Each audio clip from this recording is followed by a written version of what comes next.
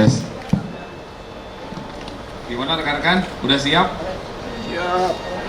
Udah?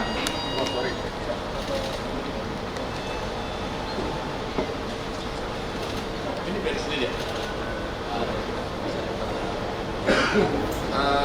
Silakan diambil gambarnya untuk tersangka, rekan-rekan. Bisa diambil. Setelah diambil, baru tersangkanya masuk ya.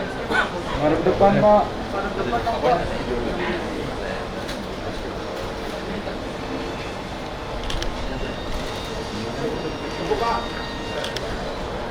Cukup? Cukup. Izin tadi lihat sini. Ya. Silakan.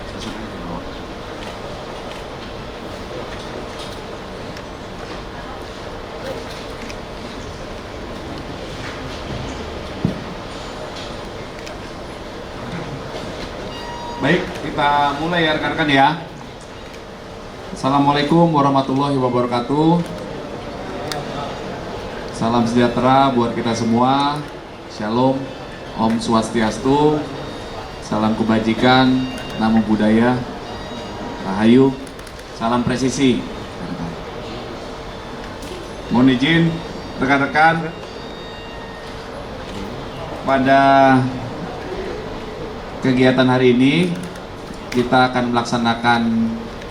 kami akan melaksanakan press release. Hadir juga pada pagi hari ini tidak hanya Pak Direktur Reserse Narkoba Polda Metro Jaya beserta jajaran, tetapi hadir juga ada dari DEA. DEA itu Drugs Enforcement Administration. Jadi pejabat acting country atasenya Mr. Justin Hasi, Special Agent Justin Hasi dari DEA. Nah, itu beliau yang paling kiri itu hadir. Kemudian yang kedua dari Direktorat Jenderal Bea Cukai Kementerian Keuangan juga hadir. Beliau Bapak Direktur Interdiksi Narkotika, Bapak Dr. Andes Syarif Hidayat MSc, beliau juga hadir. Kemudian dari BPOM DKI Jakarta juga hadir Ibu Aam Aminah SSI Apoteker. Jabatan beliau adalah Ketua Tim Penyidik dan Cegah Tangkal BPOM Jakarta. Kemudian dari Bareskrim Polri juga hadir Kabid Narkoba dari Puslap 4 Bareskrim, Kombes Pol Pahala Simanjuntak SIK. Ini diundang oleh semuanya, oleh Pak Direktur Reserse Narkoba Polda Metro Jaya, Kombes Hengki, untuk menjelaskan dan menginformasikan kepada masyarakat bahwa komitmen Polda Metro Jaya dalam hal ini Direktorat Reserse Narkoba Polda Metro Jaya untuk membangun kerjasama atau joint investigasi terhadap musuh bangsa, yaitu narkoba yang sama-sama kita berantas.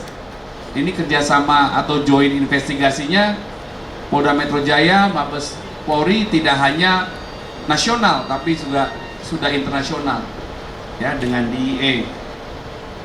Kemudian komitmen kerjasama pemberantasan narkoba ini juga ditunjukkan oleh Bapak Direktur Reserse Narkoba Polda Metro Jaya yang kurang dari 1 bulan atau lebih tepatnya 3 minggu, Direktorat Res Narkoba Polda Metro Jaya ini berhasil mengungkap ya produsen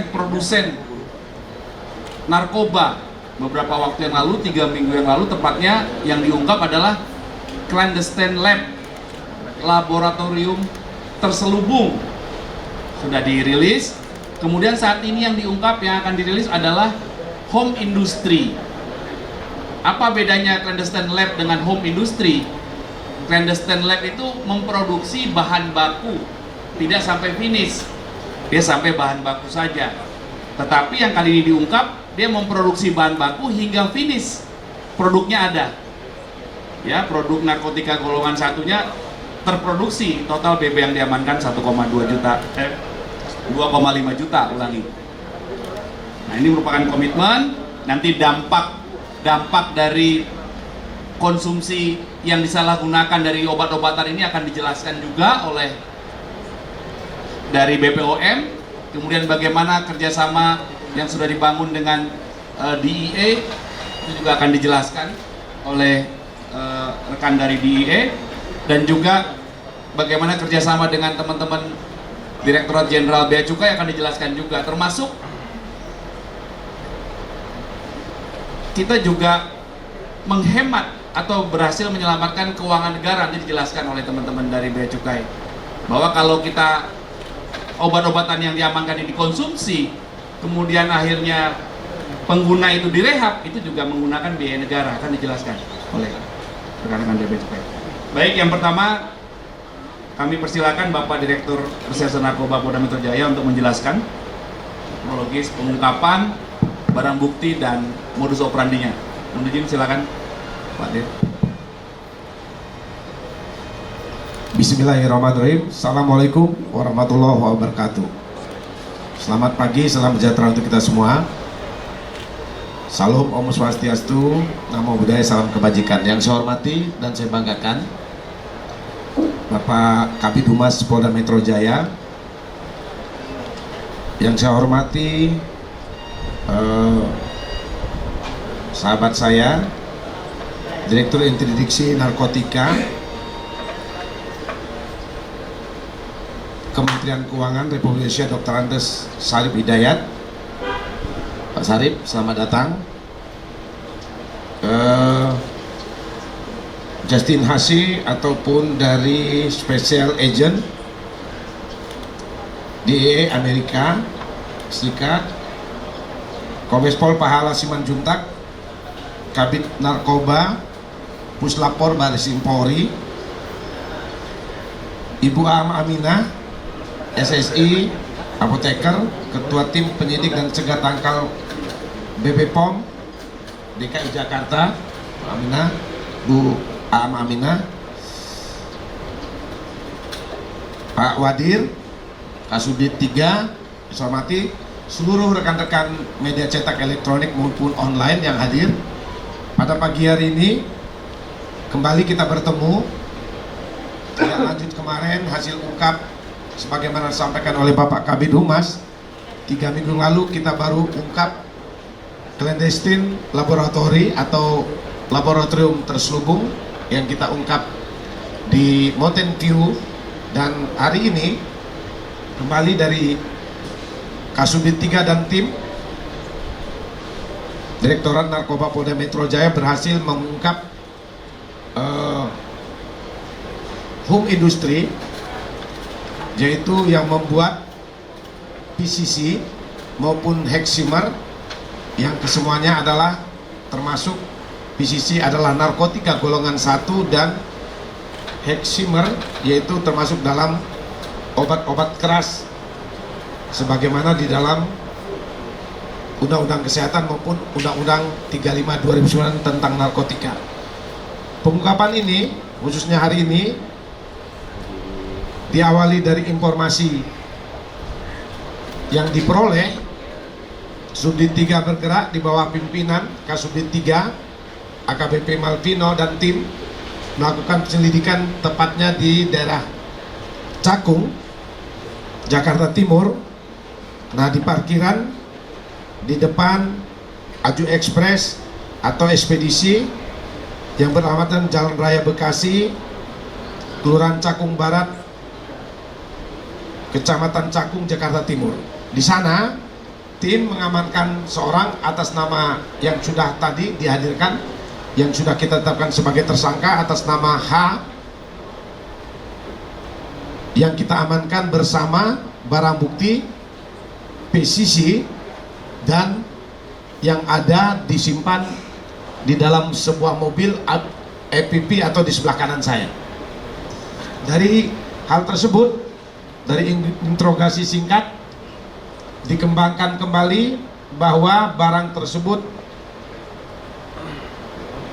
diangkut dengan menggunakan FPP dari TKP 2. TKP 2 yang berada di Kampung Legok, Rati, Desa Tajur, Kelurahan Tajur, Kecamatan Citerep, Kabupaten Bogor, atau tepatnya lokasi home industri narkotika jenis tablet PCC. Yang ini rekan-rekan yang ada di hadapan ini PCC, maupun yang mengandung karisoprodol dan obat-obat edar tanpa izin dari BP POM, yaitu yang warna kuning.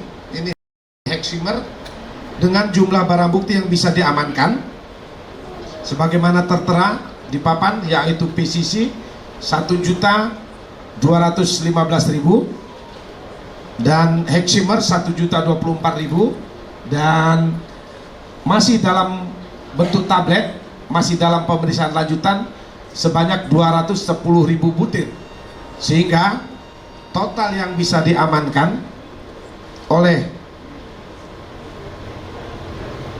Subdit 3 Direktorat Narkoba yaitu barang-barang bukti yang bisa diamankan sebagai berikut, yaitu 1 unit mobil yang tadi disampaikan, 1 unit mobil Suzuki APP warna putih sebelah kanan, ada 17 kardus berisi 816 botol, masing-masing berisi 1000 butir, 1000 tablet warna kuning. Ini Heximer, ada dusnya di depan sebelah kanan, dengan total seluruh Heximer tadi 816.000 tablet. Selanjutnya 1 kardus berisi 15 plastik, masing-masing berisi 1000 tablet dengan berat masing-masing bruto 570 gram, total keseluruhan 15.000 tablet. Dan ada 2 unit handphone Samsung juga sudah kita amankan. Lanjut, nah ini ada 1 pintu rumah yang beralamat di TKP Home Industry. Kita mengamankan 24 karung berisi 1.200 plastik, masing-masing plastik berisi 1000 tablet PCC, sudah kita ada di depan, dengan total keseluruhan 1.215.000 atau berat bruto 684.000 gram.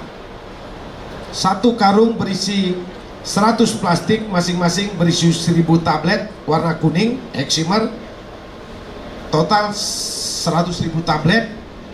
1 kardus berisi 4 papan botol, masing-masing berisi 1000 tablet warna kuning, total seluruh 48.000 tablet. 1 karung berisi 90 plastik, masing-masing berisi 1000 tablet warna putih, total seluruh 90.000 tablet. 1 bungkus coklat berisi tablet warna putih, total 90.000 tablet. Dan 1 kardus berisi 30 botol, masing-masing berisi 1000 tablet warna putih, total seluruh 30.000 tablet. Ada 8 drum warna coklat sebelah kiri mungkin ya, berisi serbuk putih diduga karisoprodol. Ini yang pakai tutup, kalau kita buka itu ya menimbulkan aroma yang bisa menyebabkan kita bisa mungkin menghirup, bisa jadi positif juga narkotik ya. Ini di dalam drum ada 2 box plastik besar berisi serbuk warna kuning dan 1 drum warna coklat berisi serbuk warna kuning. Nah ini yang dibuat seperti ini, itu Heximer. 2 karung berisi karton bertuliskan Heximer ada juga 1 kardus berisi label botol bertuliskan Heximer, ada di sana.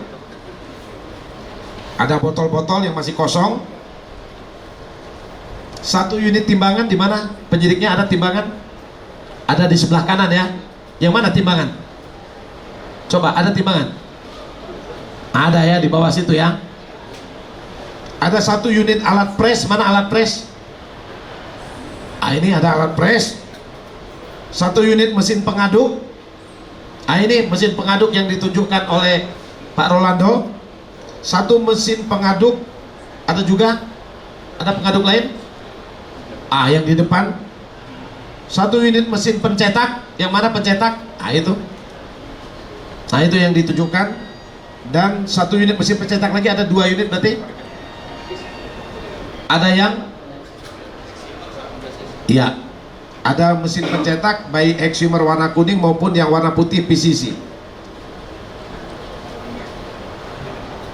Saya ulangi bahwa dari yang saya sebutkan tadi, barang bukti yang bisa kita amankan total seluruh tablet narkotika jenis PCC. Rekan-rekan, PCC itu adalah singkatan dari paracetamol, kafein, dan karisoprodol. Nah, karisoprodol berdasarkan peraturan Menteri Kesehatan itu masuk dalam kategori narkotika golongan 1. Nah, total PCC yang bisa kita amankan seperti ini, yaitu totalnya 1.215.000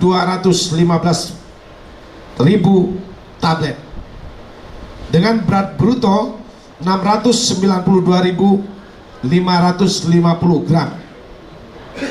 Yang kedua, total seluruh tablet warna kuning. Mana Pak Wadir? Yang kuning diangkat Pak Wadir. Ini namanya Heximer. Jumlah total barang bukti Heximer 1.024.000 tablet. Total seluruh tablet warna putih yang ada di dalam karung sebelah kiri saya yang masih dalam pemeriksaan lanjutan oleh Puslapor yaitu 210.000 tablet. Ini masih dalam pemeriksaan lanjutan. Jumlah keseluruhan tablet baik PCC ditambah Heximer plus tablet putih total sejumlah 2.500.000 tablet.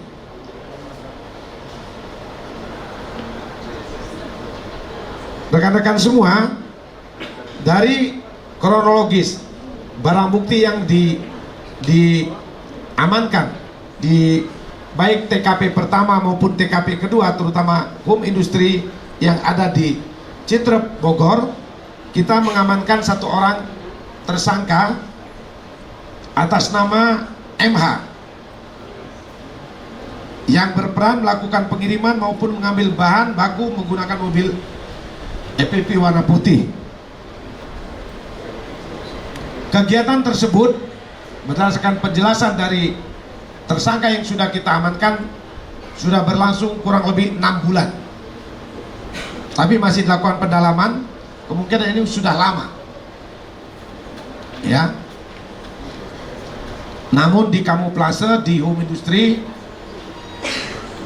seperti percaya tidak percaya, ternyata itu adalah tempat membuat barang-barang haram ini yang susah kita tempuh dengan menggunakan kendaraan roda 4. Nah, dari tersangka yang diamankan masih dilakukan pengembangan. Ada 1 orang sudah ditetapkan DPO inisial S. Saya tidak sampaikan lengkap untuk mempermudah penyidik di dalam melakukan pengejaran terhadap DPO yang ada. Termasuk mungkin dimungkinkan ada keterlibatan tersangka yang lain. Rekan-rekan, terhadap tersangka yang sudah kita amankan, kita terapkan atau pasal yang dipersangkakan dugaan perkara tindak pidana setiap orang yang tanpa hak dan melawan hukum menawarkan untuk dijual, menjual, membeli, menerima, menjadi perantara dalam jual beli, tukar menukar, atau menyerahkan narkotika golongan 1 bukan tanaman beratnya melebihi 5 gram subsidiar setiap orang yang tanpa hak atau melawan hukum memiliki, menyimpan, menguasai atau menyediakan narkotika golongan 1 bukan tanaman berat melebihi 5 gram, dan setiap orang yang memproduksi atau mengedarkan sediaan farmasi dan atau kesehatan yang tidak memenuhi standar dan atau persyaratan keamanan, khasiat atau kemanfaatan dan mutu, junto setiap orang dilarang mengadakan, memproduksi, menyimpan, mempromosikan dan atau mengedarkan sediaan farmasi yang tidak memenuhi standar dan atau persyaratan keamanan atau khasiat atau mutu sebagaimana dimaksud pasal 114 ayat 2 subsidiar pasal 112 ayat 2 Undang-Undang Nomor 35 Tahun 2009 tentang narkotika, dan pasal 435 junto pasal 138 ayat 2 Undang-Undang Nomor 17 Tahun 2023 tentang kesehatan dengan ancaman hukuman maksimal seumur hidup atau 20 tahun penjara. Dari hasil ungkap ini, rekan-rekan semua, dari barang bukti yang ada yang kita sita akan menyelamatkan 830.000 jiwa dengan asumsi 1 jiwa menggunakan 3 butir PCC atau heximer. Jadi yang bisa terselamatkan 830.000 jiwa. Nanti secara menyelamatkan keuangan negara akan dijelaskan oleh Bapak Sarip dari Kementerian Keuangan, Bea Cukai. Kalau 830.000 ini dilakukan rehab karena masyarakatnya sebagai pengguna akan menyelamatkan keuangan negara, nanti akan disampaikan oleh rekan saya dari Bea Cukai, Bapak Sarip, dan nanti mohon penjelasan dari BP POM, Ibu Aam Aminah, apa dampak dan dampak dari masyarakat yang menggunakan narkotika jenis PCC maupun heximer, akan disampaikan dari Badan Pengawas Obat dan Makanan DKI Jakarta. Sekaligus saya selaku Dir Narkoba Polda Metro Jaya bersama Pak Wadir menghimbau kepada masyarakat, yang pertama, mau bekerja sama dengan semua yang hadir ini, terutama Direktorat Narkoba dengan Bea Cukai, Badan Pengawas Obat dan Makanan, untuk sama-sama memberikan informasi tentang peredaran gelap narkoba. Itu yang pertama. Yang kedua, himbauan kedua bagi masyarakat, Bapak Ibu keluarga yang memiliki putra-putri yang diduga menggunakan atau sebagai pengguna narkoba jenis apapun, apakah sabu, ekstasi, ganja, heximer, dan obat-obat berbahaya lainnya, untuk dilakukan rehab di Direktorat Narkoba. Silakan melapor ke Direktorat Narkoba maupun Sat Narkoba Polres tanpa diproses hukum, tapi dengan catatan kesadaran diri sendiri untuk merehab putra-putrinya yang diduga sebagai pecandu atau pengguna narkoba. Sudah ada rumah sakit ketergantungan obat milik pemerintah yang tanpa biaya dilakukan rehab di sana.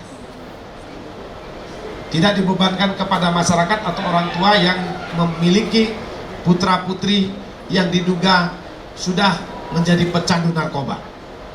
Yang ketiga, komitmen kita semua, media cetak elektronik, rekan wartawan, aparat penegak hukum, Direktorat Narkoba, Kepolisian, BP POM, Bea Cukai, sama-sama menyatakan bahwa narkotika, psikotropika maupun obat-obat berbahaya lainnya adalah musuh kita bersama untuk menyelamatkan generasi bangsa terhindar dari penyalahgunaan narkoba. Demikian yang dapat kami sampaikan. Kami persilakan, sementara belum ada tanya jawab dari rekan-rekan, kami persilakan kepada Bapak Sarip untuk menjelaskan selain dampak tadi, Dari sisi kerugian keuangan negara, manakala kita harus merehab 800.000 lebih dari barang bukti yang kita selamatkan. Kalau masyarakat menggunakan, harus direhab menggunakan uang negara, itu sampai berapa yang terselamatkan? Silakan Pak Sarip. Baik, terima kasih. Terima kasih Pak Direktur yang kami hormati, pimpinan di Polda dan juga rekan-rekan wartawan, media cetak maupun elektronik. Pertama-tama tentunya dapat kami sampaikan bahwa kami mengucapkan terima kasih atas kehadiran Bapak dan Ibu sekalian dan juga atas undangan untuk kegiatan acara ini. Bapak dan Ibu sekalian, Direktorat Jenderal Bea dan Cukai salah satu tugasnya, karena tugas kami cukup ada beberapa hal. Salah satu tugasnya adalah melindungi masyarakat dari masuknya barang terlarang. Dan juga sebagaimana sudah dinyatakan oleh Presiden bahwa Indonesia darurat narkotika dari sejak 2016. Itu dikeluarkan Inpres 2 tahun 2020 tentang P4GN.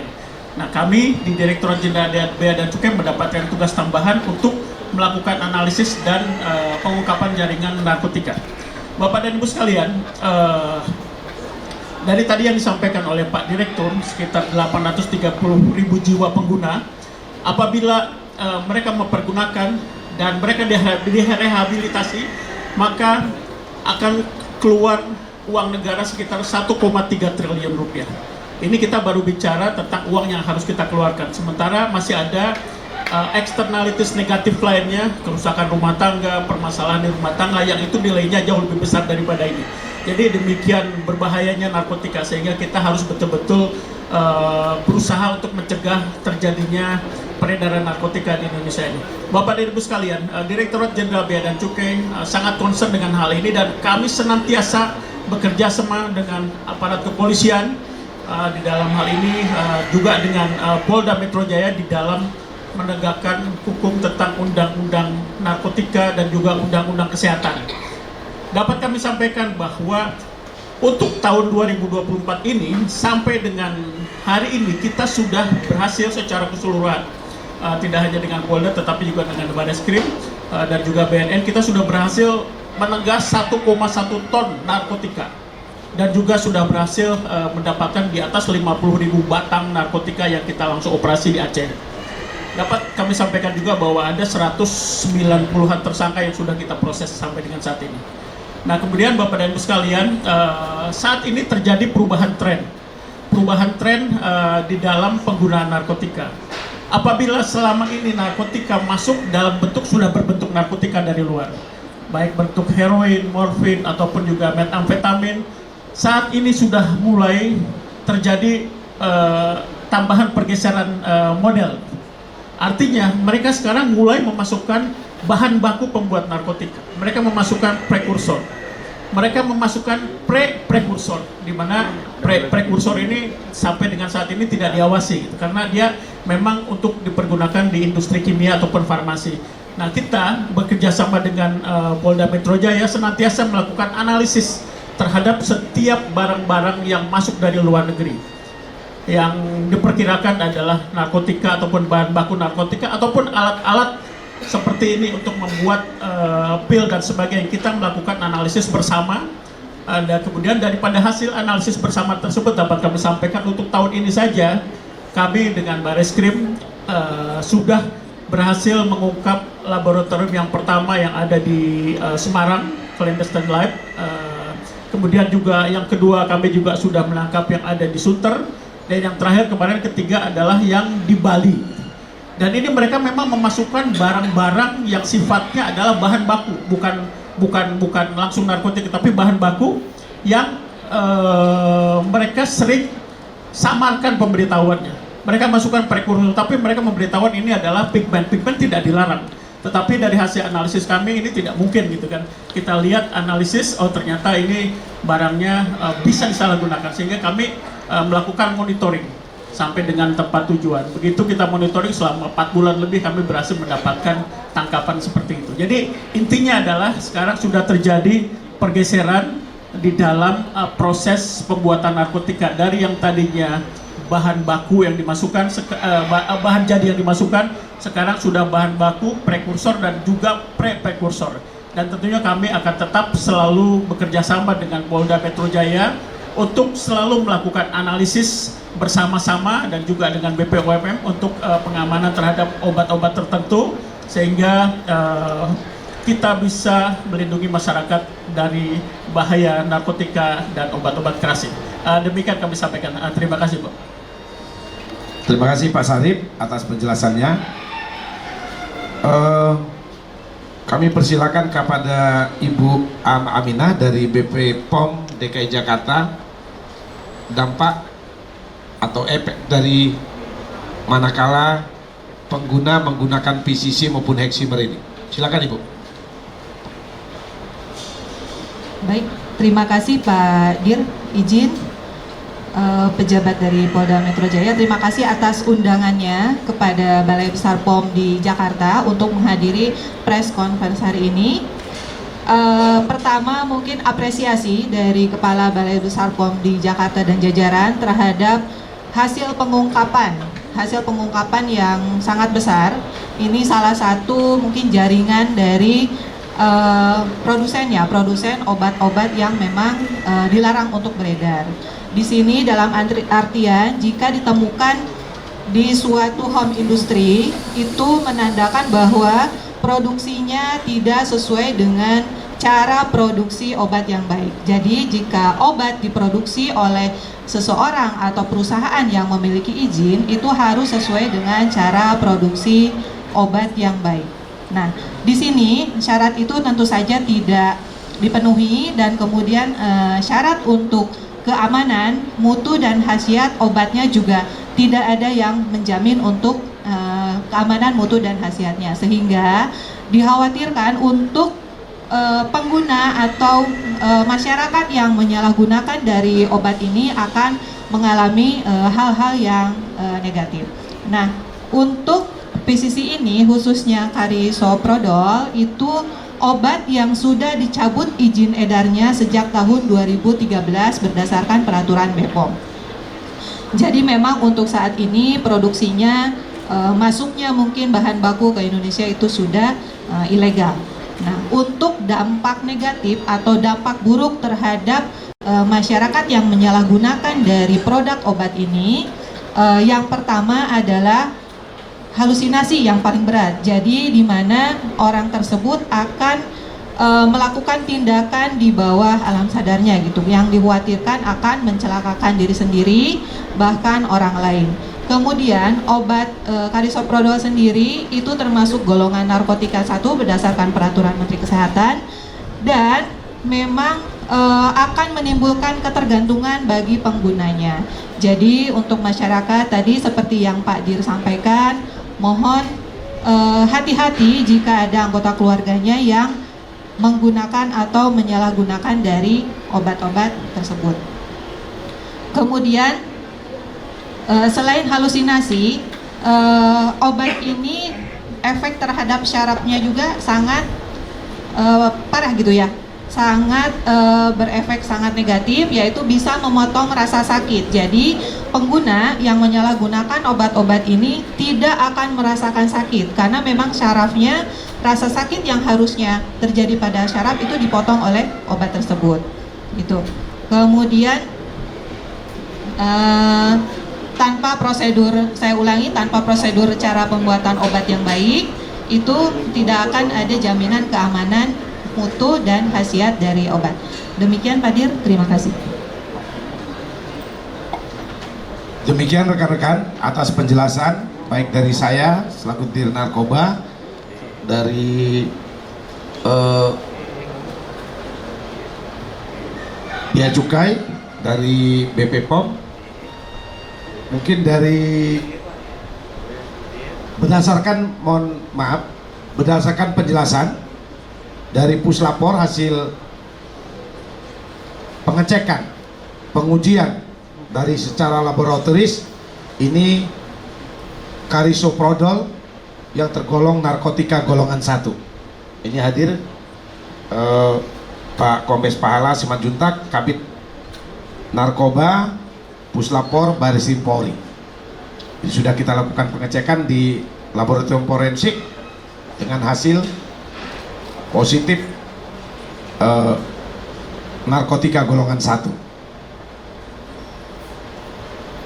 Rekan-rekan, mungkin sekaligus ya, dari DE mungkin ada penjelasan?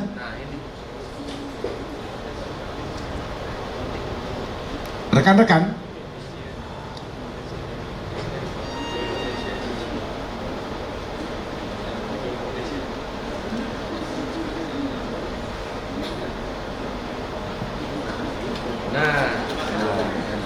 Nah.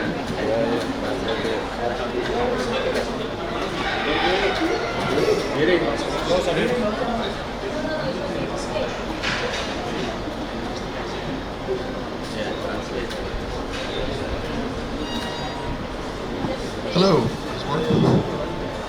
So, my apologies for the lack of speaking Bahasa. Okay. However, I want to thank Dr. Hinkie here for allowing the DEA participation this investigation. I also want to thank Malvino as well. We work well together. If it wasn't for Malvino and his team, these numbers that we pass, is this better? Okay, that is better. So I just want to again thank everyone here with this team. I want to thank again Malvino for his assistance and dedication to the DEA and for his hard work that he does when we provide information.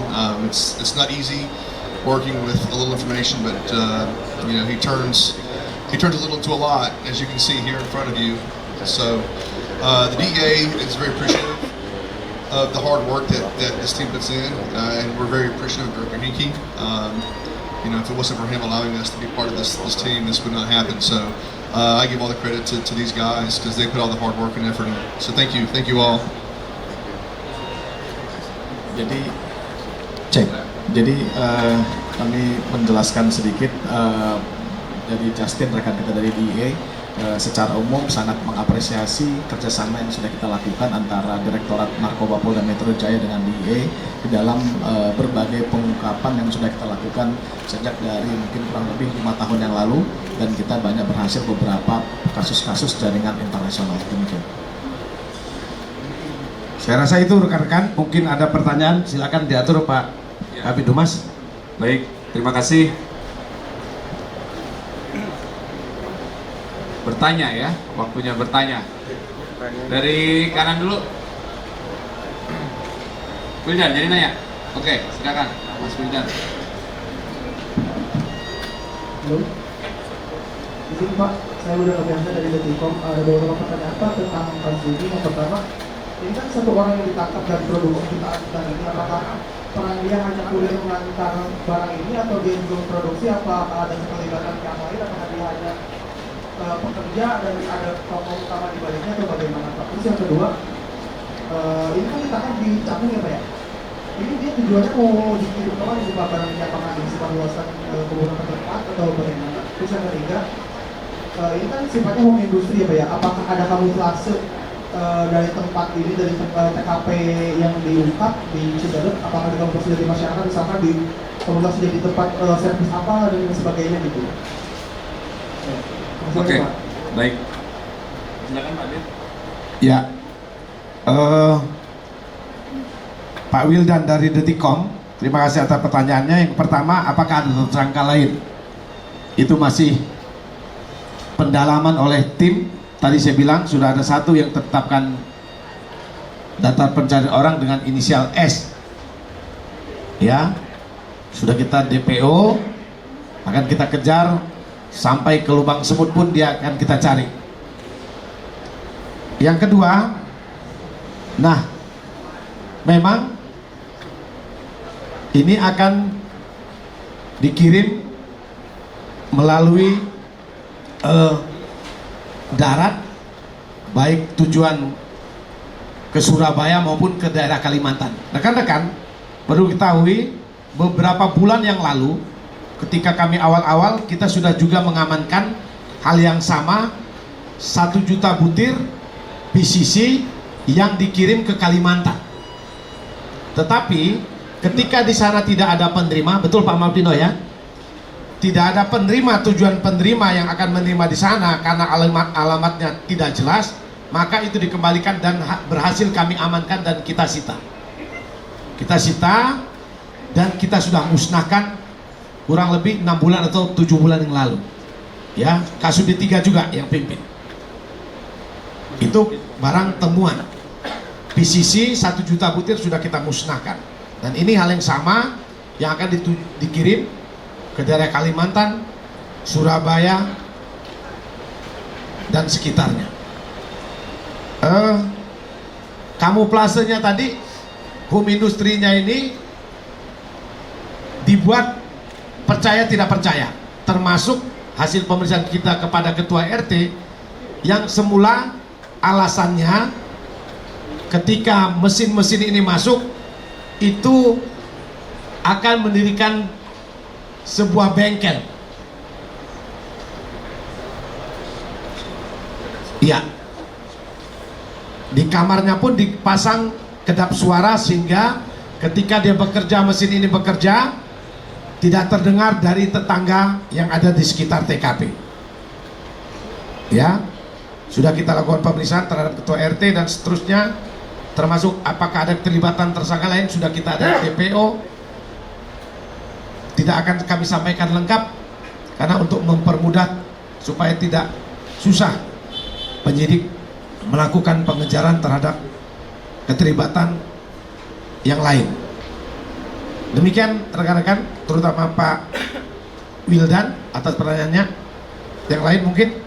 Pak Wildan dari sini dulu ya, kanan dulu ya. Silakan Bang. Siap, terima kasih Pak Kabit. Yang besar dikit suaranya, besar dikit. Siap Pak Dir. Hadir ini Pak Dir. Dari sekian banyak ini, Siapa nama sebutkan dulu. Amin dari Jakarta News. Siapa? Amin dari Jakarta News ya. Amin. Jakarta News. Takut saya keliru. Jakarta News. Oke, lanjut. Mas Ini Amin. Pak Dir, ini kan sekian banyak bahan bakunya ini tidak datangnya dari luar negeri. Datang dari luar negeri. Ini kan pasti melalui jalur tikus bisa, dari jalur udara bisa. Kalau misalnya dari jalur udara, ini kok bisa lewat sensor gitu? Apa kendalanya bisa jadi power sensor gitu, Pak Dir? Oke. Pertanyaan ke mana Pak? Kemana? Ya, saya Pak Sarif sebentar. Rekan-rekan, namanya sindikat peredaran narkoba semua dilakukan oleh para sindikat ini. Pengiriman baik melalui. Contoh, berapa minggu lalu kita sudah ekspos 2,6 kg kerjasama dengan Bea Cukai Bandara Soekarno-Hatta. Kita mengamankan pengiriman kokain 2,6 kg yang dikirim dari Portugal melalui pesawat. Nah, yang menjadi pertanyaan, kenapa kok bisa lolos dari bandara yang ada di Portugal, tetapi di Bandara Bea Cukai kita bisa, rekan-rekan dari Bea Cukai bisa mengamankan satu orang tersangka membawa 2,6 kg kokain yang akan diambil oleh pemilik barang di Bali. Kita amankan di Bali, di Hotel Swiss Bell. Itu yang terjadi. Lewat darat, melalui ekspedisi pengiriman, jasa-jasa pengiriman sangat dimungkinkan. Oleh karenanya, harapan kami bersama Bea Cukai, jasa-jasa pengiriman barang apapun namanya harus selektif. Bila perlu melakukan pengecekan, membuka barang-barang yang akan dikirim sehingga memastikan apakah ini terlarang atau tidak. Begitu Pak Amin. Oke. Mungkin dari Pak Dari Bapak silakan. Sarip, silakan Pak Sarip. Baik, terima kasih Pak Amin. Tadi kami sampaikan bahwa tugas kami adalah menjaga masuknya barang-barang terlarang ya Pak ya ke Indonesia, ke dalam negeri kita, untuk mencegah itu beredar di Indonesia. Tetapi ada satu hal yang harus kita sama-sama pahami Pak, bahwa garis pantai kita ini luar biasa besar Pak. Kalau Bapak semua mengenal jalan tikus, kami sebutkan bukan hanya jalan tikus, tetapi setiap titik itu adalah landing spot untuk barang-barang yang masuk dari luar negeri ke Indonesia Pak. Kami sudah cukup bekerja keras Pak, bahkan sangat-sangat bekerja keras bersama-sama dengan Polair, dengan BNN, dengan Barreskrim, dengan Polda-Polda, Polres terkait untuk melakukan penjagaan ini. Dan akan selalu ada barang-barang yang lolos. Tapi kami di sini tetap selalu melakukan usaha untuk memperkuat pengamanan kita di laut, Pak. Memperkuat pengamanan kita di laut, juga di darat maupun juga melalui pelabuhan-pelabuhan resmi, Pak. Dapat kami sampaikan bahwa di pelabuhan Tanjung Priok saja, Pak, dalam satu hari itu ada 6.000 kontainer, Pak. Tidak mungkin kita lakukan pemeriksaan secara luas, maka kita melakukan analisis berdasarkan risiko, Pak. Dan kami juga sudah berhasil juga mendapatkan barang-barang yang memang masuk melalui kontainer, Pak, di kasus-kasus sebelumnya. Dan tentunya untuk barang-barang yang memang sudah lewat ke dalam juga kami melakukan pengawasan, Pak. Pengawasan melalui cyber crawling yang kita lakukan, Pak, dan itu juga cukup banyak, Pak. 1 tahun itu kami tahun kemarin saja untuk cyber crawling sudah ada sekitar 600 kasus yang kita dapatkan. Itu adalah barang-barang yang lolos, kemudian akhirnya kami dapatkan di dalam. Nah, dalam kasus seperti ini juga adalah hasil kerjasama dengan teman-teman DE dan Polda sini. Dan ini sedang kita dalami, Pak. Ini dari mana asalnya untuk kita telusuri lebih lanjut. Dan ini tentunya merupakan PR yang sekarang kita kerjakan untuk menelisik mana barang yang berasal dari luar, mana yang berasal dari dalam, dan lewat jalur mana dan sebagainya. Ini masih dalam penelitian, Pak. Terima kasih. Baik. Pak Amin, ya. Oke, silakan Mas ini dulu ya. Biar tuntas sebelah kanan. Silakan Mas. Selamat siang Pak Dir, Pak Kabin. Saya Revan dari Tempo. Izin bertanya, pertama soal DPOS tadi, boleh dijelaskan apa peran dari DPOS ini? Atau mungkin bisa disebutkan apakah dia WNA atau WNI, mengingat ini merupakan jaringan internasional. Yang kedua, tadi disebut bahwa pengungkapan kasus industri ini merupakan bagian dari jaringan internasional. Mungkin boleh dijelaskan lebih lanjut jaringan internasional mana yang turut bermain dalam kombinasi ini dan di mana saja mereka beroperasi. Terima kasih Pak Dir, Pak Kabin. Ya, terima kasih Mas Repo. Dari mana Mas Repo? Tempo ya. Makasih atas pertanyaannya. Yang pertama, apa peran S?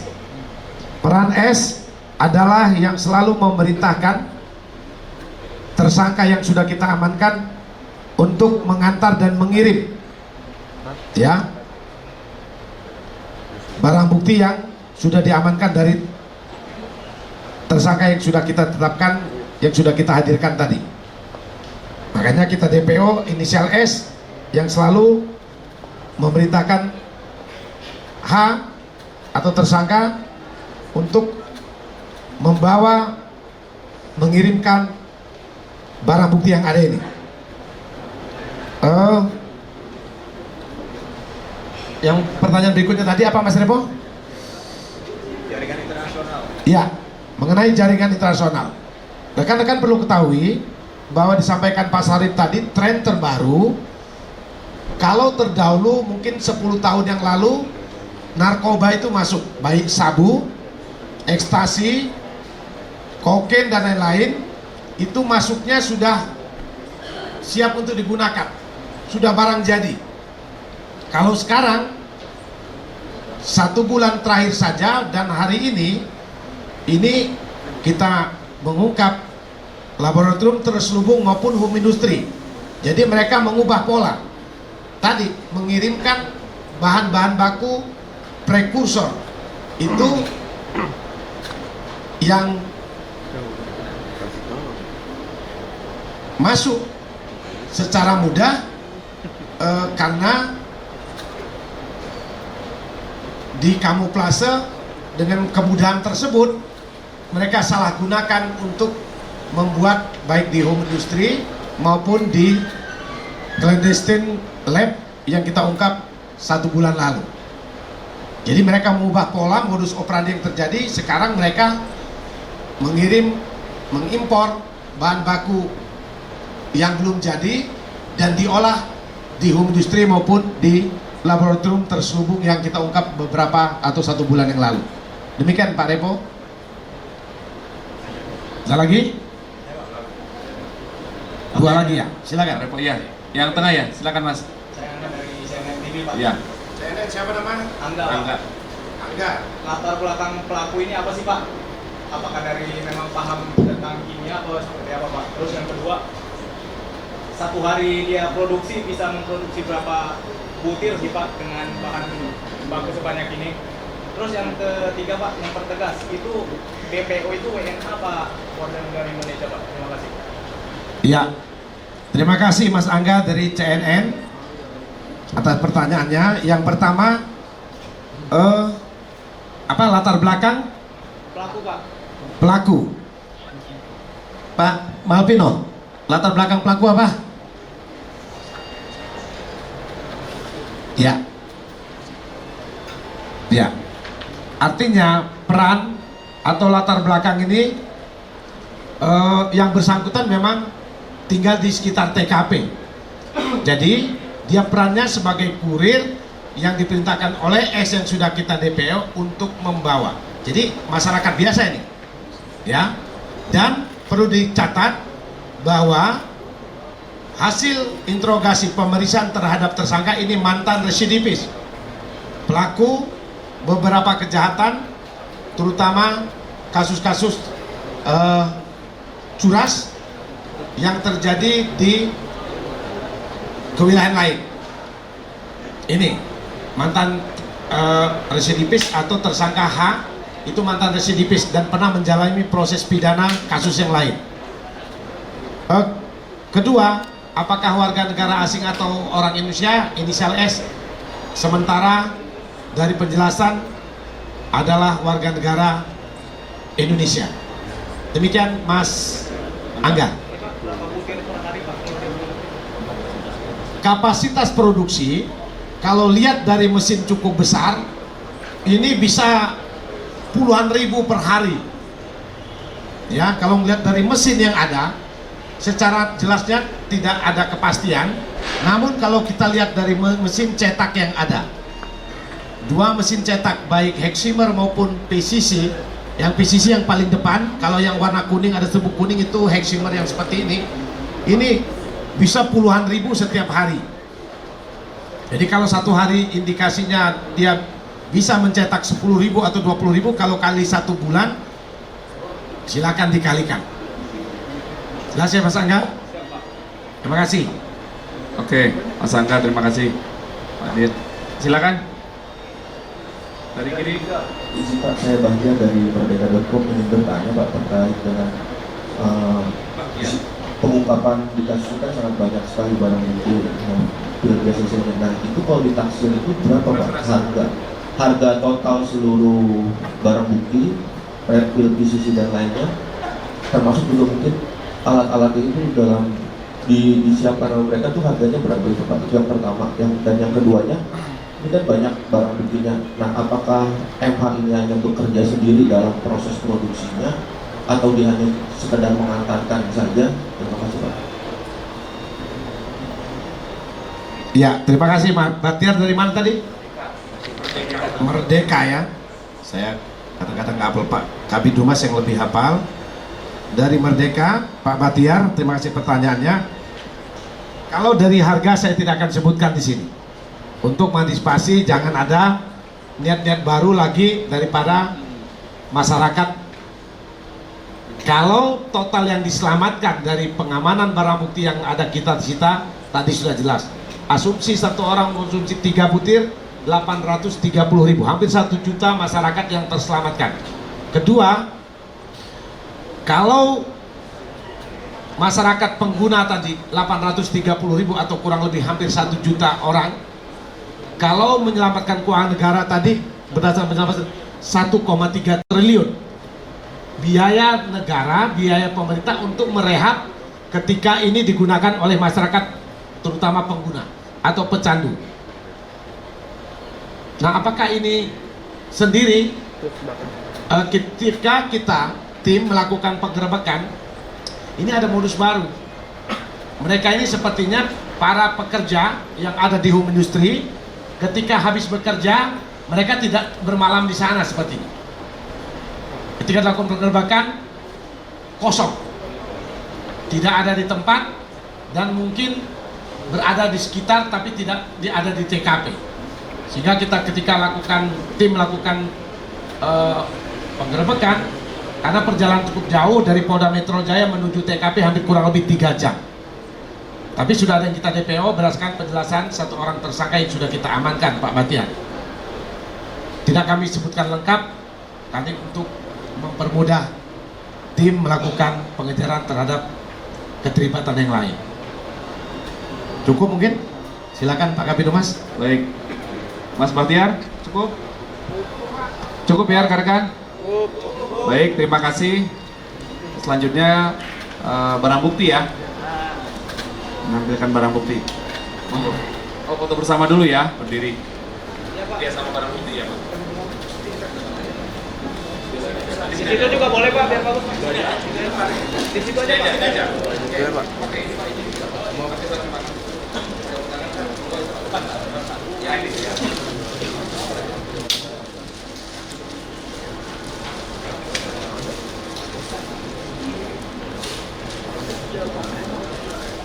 Sarung tangannya susah dipakai.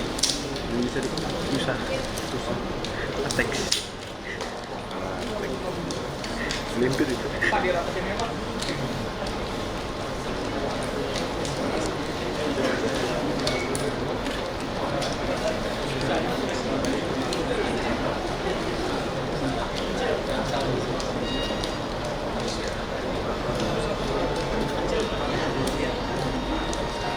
Hadir.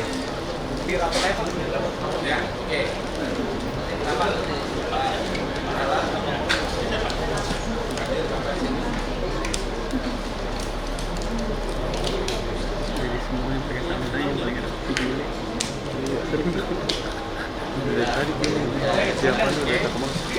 Kita dari sisi kiri dulu ya.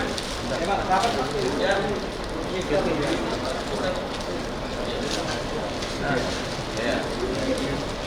Ya, tengah dulu. Tengah Pak Dir. Tengah Pak Dir.